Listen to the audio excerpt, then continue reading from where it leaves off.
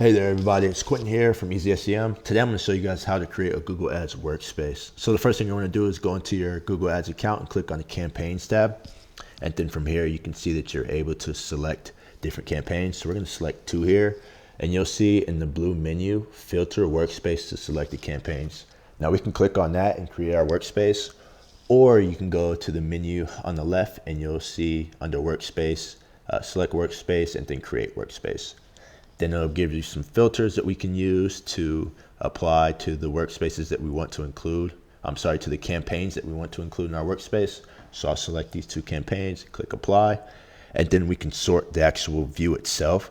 So we can sort by, alphabetical, status, enabled, pause, etc. So you'll see right now it's digital marketing, social media marketing, but if I do Z to A, it switches from social media marketing to digital marketing. So this is super cool. So let's say I pop in and I just want to see the lowest converting campaigns appear first.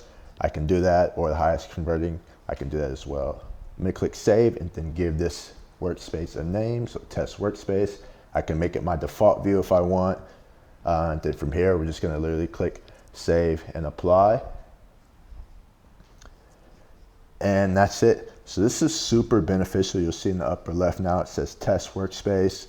We can click on the menu and we can duplicate it here. We can make it the default, or you can delete it and you can edit it as well. Again, this is super beneficial if you're maybe an agency and you have contractors working and you only want them to work on specific campaigns, right? And not have to worry about them going in and making changes to other campaigns. So hopefully you learned something here. As always, this is EasySEM. You can visit us at easysem.co. We're leaders in SaaS. And until next time, see you soon.